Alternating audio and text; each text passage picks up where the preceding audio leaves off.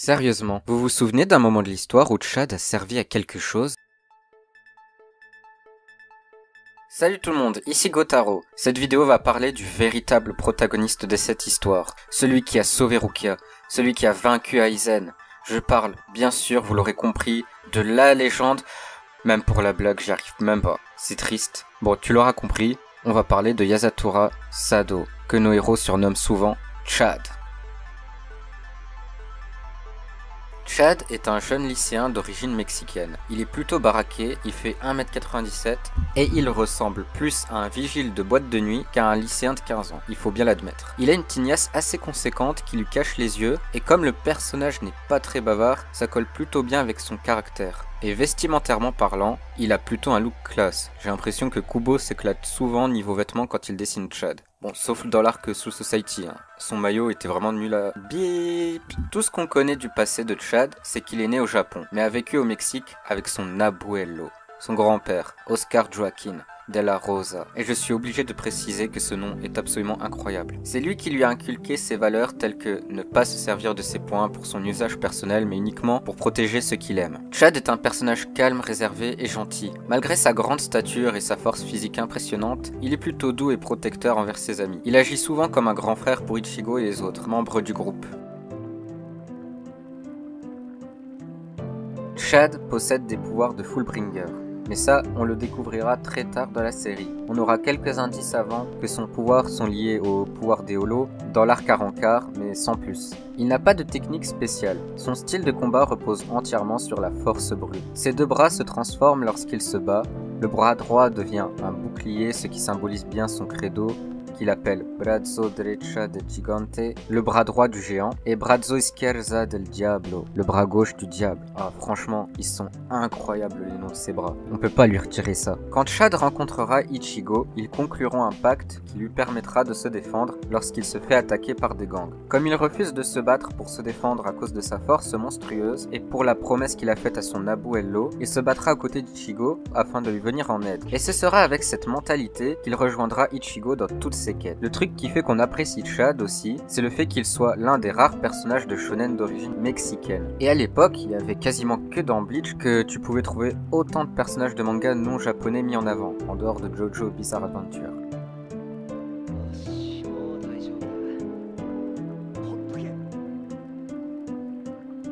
Le problème avec Chad. On se souvient tous du palmarès de Chad. Mais si, tu sais quand... Mais si, tu vois, quand...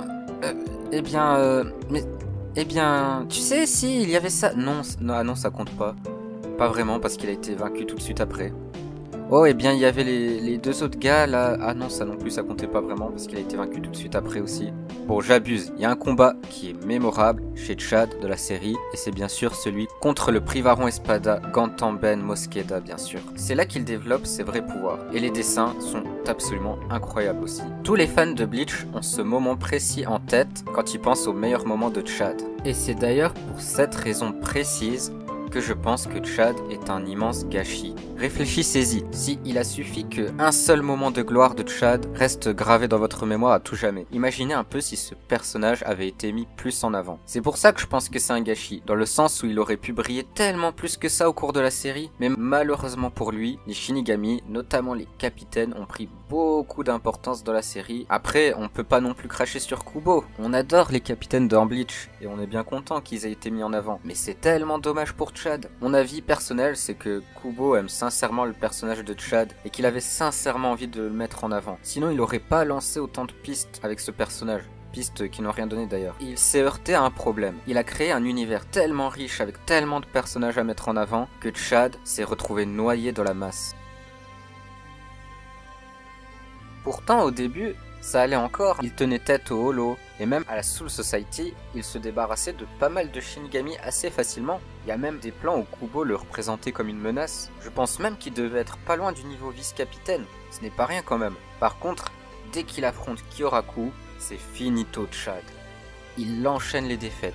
Yami lui broie le bras, si Ichigo n'était pas intervenu contre D-Roy Rinker, il se serait fait one-shot, et son moment de gloire contre Gantamben, il est quasiment annulé, vu qu'à la fin il croise Noitora. Et à la fin de l'arc Arrancar, c'est encore pire, et dans l'arc Quincy, c'est à peine si on se souvient qu'il existe. Il devient un personnage d'arrière-plan, et le pire, c'est l'arc Fullbringer, parce que l'arc Fullbringer, c'est l'arc où il était censé être un personnage important, même voire principal de l'arc. Est-ce qu'on parle du passage où il part s'entraîner dans l'arc Fullbringer? Sérieusement, l'entraînement dont on ne verra jamais les fruits. Dans l'arc Quincy, c'est limite du manque de respect la façon dont Kubo se débarrasse de lui. Il doit se battre contre des sous-fifres avec Ganju, dans un combat hors champ, contre des hommes de sable. C'est ça la conclusion du personnage de Chad. Franchement, mais quel gâchis! Il y avait même des théories de fous à l'époque sur ses pouvoirs. Il y avait même des gens qui pensaient que l'armure du diable finirait par recouvrir entièrement son corps quand il maîtriserait ses pouvoirs. Il suffit de voir les fanarts qui traînent sur le net. Et au final, Chad, à la fin de la série, finira par devenir boxeur. Je trouve que ça correspond même pas du tout avec sa personnalité, parce que malgré sa force,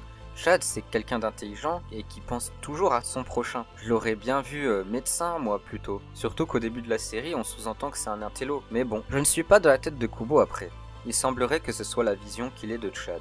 Mais bon, c'est un peu de la triche qu'il soit boxeur, parce que même s'il a battu personne de la série, il reste plus puissant qu'un humain normal. Ça donne vraiment l'impression qu'il est frustré de n'avoir rien accompli et qu'il se venge sur des mecs normaux. À mon avis, Abuelo ne serait pas très fier de lui, lol. Honnêtement, c'est quand même très chaud. Mais bref. Bon, pour conclure sur une note un peu plus positive quand même, il faut admettre que le dernier move de Chad pendant son combat contre Gantamben était vraiment incroyable. Franchement, si vous pensez à Chad, pitié, n'oubliez jamais la muerte.